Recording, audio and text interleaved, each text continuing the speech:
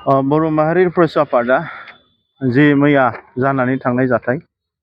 जि जोंहा मानगोनां जोंनि बनसुनिनो बारग' एडभाइजार अनन्जय दैमारि आरो बिनिनो एडभाइजार जाय बिथांमोनखौ जों रिलिज खालामनाय जादों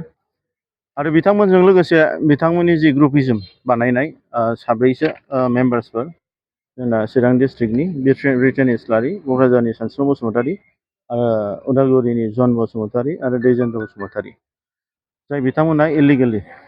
बे बनसुनि एगेन्स्टआवहाय बे सानै रिलिज होखानाय मानसिफोरजों लोगो नांनानै जुदि बनसुनि एगेन्स्ट संबिधाननि एगेन्स्ट खामानि मावबाय थादों बिथांमोनखौ जों मैया एक्सपेल खालामनाय जादों।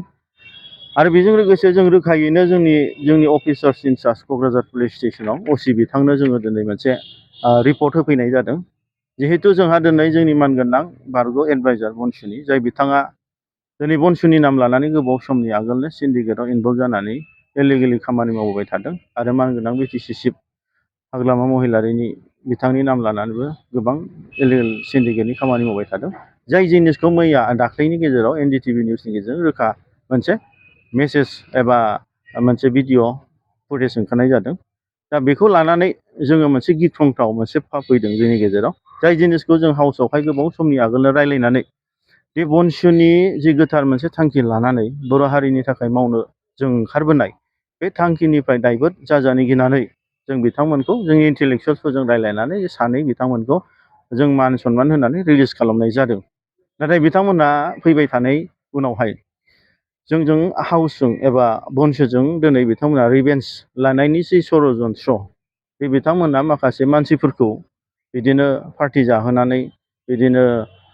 थाइसे थाइनै फैसा हरनानै स्किम होगोन होननानै जोंनि सेंग्राफोरखौ बुथुम जाय बिथांमोना दिनैसिमबो अथिकिं लायाखै, इनएक्टिभ, जाय बिथांमोना बनसु आफादावनो गैया आरो केइजन डिस्ट्रिक्टनि मेम्बार्सफोर सासे सानै सेन्ट्रेलनि मेम्बार्सफोरखौ लानानै बिथांमोना जोंनि एगेन्स्टआव ग्रुपिजम खालामनानै जि माखासे जोंनि एगेन्स्ट हेंथायै बिथांमोना खामानि मावबोबाय थानायखौ जों नुनो मोनदों।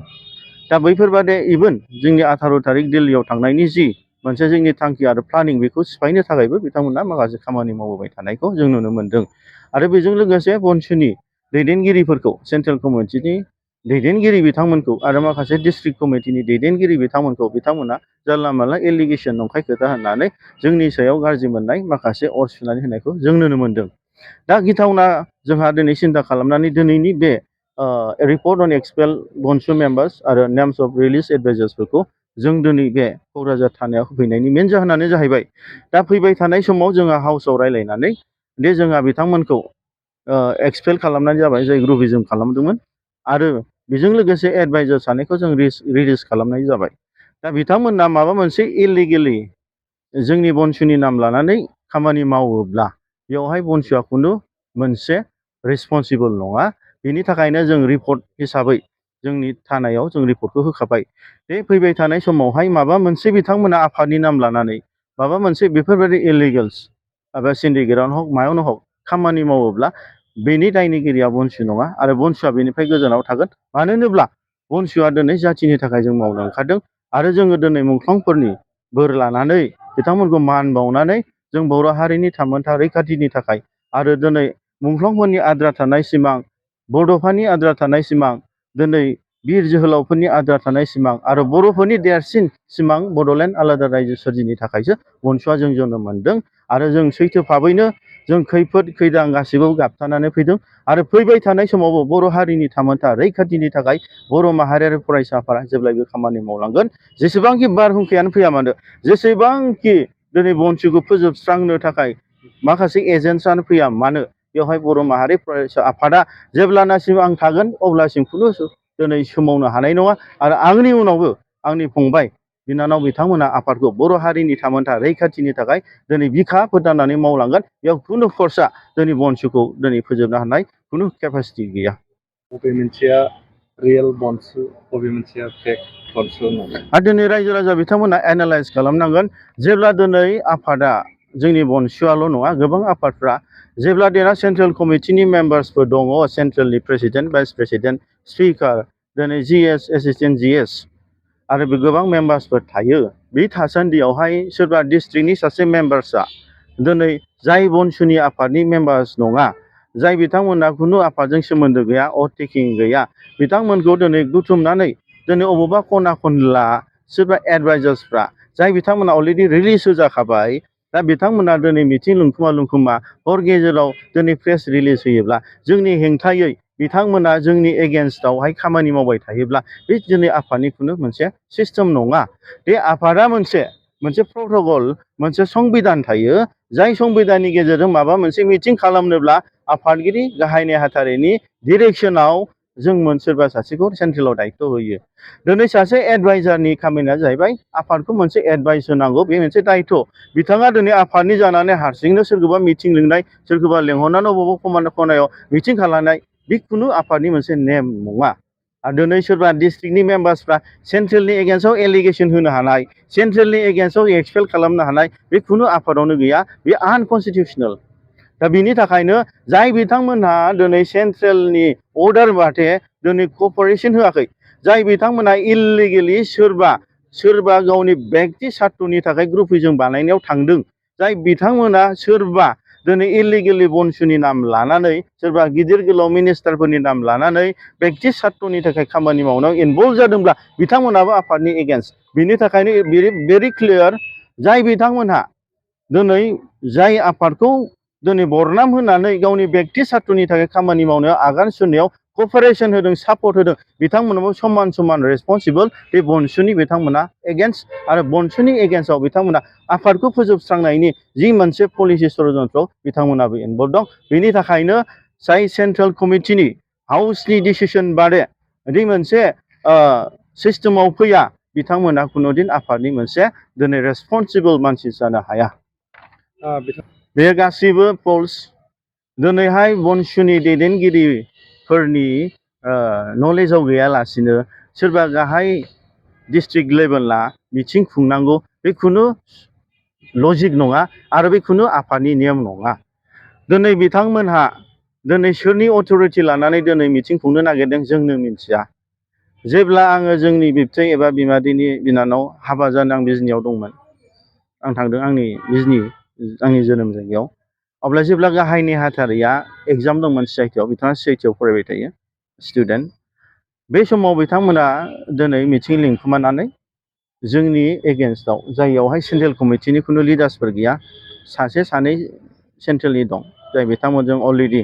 एखे गारां मेथाइ खनग्रा आरो बेजों लोगोसे सानैसो जाय इनएक्टिभ डिस्ट्रिक्टनि माने मेम्बार्सफोर आरो जाय बिथांमोना खुनु माबा आफादजों सोमोन्दो गैया दा बिथांमोनखौ लानानै बिथांमोना हाउसआवहाय उइदाउट एनि प्रट'कल उइदाउट एनि इनफरमेसन उइदाउट एनि माने संबिधानिक बिथांमोना मोनसे मिथिं खुंदों जायनि गेजेराव जाय बिथांमोना गावसिनि फेभरनि गावसोरजों एखे खामानि मावग्रा एखे सिन्था धारना खालामग्रा बिथांमोनखौ इनचार्ज दोनदों हुइच इज टटेलि जोङो थांनाय बाक्सा डिस्ट्रिक्टनि सिङाव मुसलपुर नि कालचारेल कमप्लेक्सआव जों बेखौ डिजल्भ खालामनाय जादों जोंनि हाउसआ सेन्ट्रेल कमिटिनिफ्राय आरो डिस्ट्रिक्ट कमिटिसफोरनि जोंनि रिप्रेजेन्टेसनाव दा बेवहाय बिथांखौ जों डिजल्भ खालायदों आरो बिनिफ्रायनो बिथांमोनखौ मावनो थाखाय जों फिन खेबसे सुबिदा होदोंमोन। दा बिथांमोना दिनै जि खामानि मावदों दे उइदाउट एनि हायार जोंनि सेन्ट्रेल कमिटिनिफ्राय डिसिसन मोनाबा सेन्ट्रेल कमिटिनि मिटिं मालाबा बिथांमोना खुंनो मोना आरो बिनि उनाव जाथाय जानायनि उनाव जोङो बिथांमोनखौ फर्मेलि रायलायनो थाखायसो जोङो दिनै मुसलपुरावहाय जोंनि संबिधानिक जि मोनसे प्रसेसजों थांनानै जों मिटिं खुंदों आरो बेयाव बिथांमोनखौ जों इनभाइटेसन होदोंमोन बिथांमोना नाथाय थाङाखै आरो बिथांमोना दिनै जोंनि मानगोनां सेन्ट्रेलनि दैदेनगिरि बिथांमोना बै सानैसो जाय डिस्ट्रिक्टनि एबा जाय बिथांमोना बे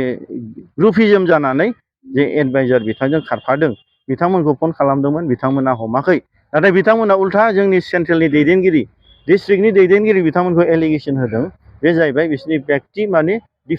माने बेक्ति डिफेन्स बियो बे गासिबो टटेलि बेसलेस आरो बनसुआ दासिमबो बनसुयैनो दं खै एकजन सानैसो गावनि बेक्ति सार्थनि थाखाय बनसुखौ बेबहार खालामनो नागिरदोंमोन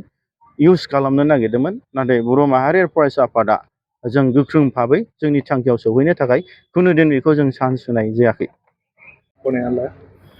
दिनैहाय बिथांमोनखौ जोङो थांनाय मुसलपुरनि जि जोंहा मुसलपुराव जानाय बाक्सा डिस्ट्रिक्टनि कालचारेल कमप्लेक्सआव बेयावहाय जोंहा सेन्ट्रेल कमिटिनि जोंनि मानगोनां आफादगिरिजों लोगोसे जोंहा बायनो भाइस प्रेसिडेन्ट गाहाय नेहाथारि एसिस्टेन्ट जेनेरेल सेक्रेटारि सेक्रेटारिस स्पिकार्स आरो मोनफ्रोमबो डिस्ट्रिक्टनि ओरै जोंहा क'क्राझार डिस्ट्रिक्टनि आफादगिरि दंमोन, बाक्सा डिस्ट्रिक्टनि आफादगिरि, उदालगुरि डिस्ट्रिक्टनि आफादगिरि आरो बेजों लोगोसे जोंहा दिनै चिरां डिस्ट्रिक्टनि गाहाय नेहाथारि आरो दिनै गोबां माखासे डिस्ट्रिक्टफोरनि दैदेनगिरि आरो सेन्ट्रेलनि गासैबो दैदेनगिरि बिथांमोनहा फैनानै मोनसे डिसिसन लादों दे जाय बिथांमोनहा बे जोंनि आफादनि जि एगेन्स्टआवहाय मुं लानानै गोबां केलेंकारि खालामदों, माखासे माबायाव हाबदों, बिथांमोनखौ जोङो फर्मेलि रेसपेक्ट होनानै जोङो बिथांमोनखौ जों रिलिज खालामनाय जादों। हाउसआव डिसिसन लादोंमोन एक्सपेल खालामनो थाखाय, नाथाय जों मानसि हिसाबै बिदा फंबाय हिसाबै जों सनमान होनानै बिथांमोनखौ जोङो रिलिज होदों। आरो बिनि गेजेराव बिथांमोना बेयाव जिरायनानै थायाखै, इललिगेलि जोंनि हाउसनि डिसिसन बादै बिथांमोना आरोबाव ग्रुपिं खालामनानै सेंग्राफोरखौ माखासे लाब लकसाननि माबाजों माने बै नास्रायफोरखौ नाजों बोरसिजों बोननाय बायदि लफायनानै बिथांमोना माबा होगोन मागोन होननानै जि बिथांमोनखौ ब्रेन वास खालामनानै सानैसो मानसिखौ डिस्ट्रिक्टनि लेभेलनि आरो सानै सेन्ट्रेलनि जाय बिथांमोना एक्टिभ नङा बिथांमोनखौ लानानै बे माखासे खामानिखौ मावदों। बेवहाय जोंना हाउसआ फिन खेबसे बिथांमोननि स्कप होदोंमोन, जाय मेम्बार्सफ्रा थांफादों बे बिथांमोनहा दिनै जेराव दं बेयावनो थानानै मावनो थाखाय जों मोनसे खाबु आरो सुबिदाखौ होफिनदोंमोन फर द ग्रेटार इन्टारेस्ट अफ द बर' जाथिनि थाखाय। नाथाय बिथांमोना दिनै बेखौबो मावैयाव जाहाथे जोंनि अर्डारखौ मानियैयाव, हाउसनि एगेन्स्टआव स्टेन्ड जानायाव, बनसुनि संबिधानखौ सनमान होयैयाव बिथांमोनखौ फिन खेबसे जोङो एक्सपेल खालामनांगौ बायध'था जाना फैदों। जों एक्सपेल खालामनो गोसो गैयामोन, बिथांमोनखौ जों सनमान होनानै मावनो थाखाय सुबिदा होदोंमोन। नाथाय जेब्ला हाउस आरो संगदननि बिरुदि, संबिधान कनस्टिटिउसननि बिरुदि दिनै बिथांमोना खामानि मावोब्ला बियो मालाबाबो बेखौ जों गनायनानै लानो हानाय हाउसआ मालाबाबो दिनै खालामनाय नङा। नोंथांमोननि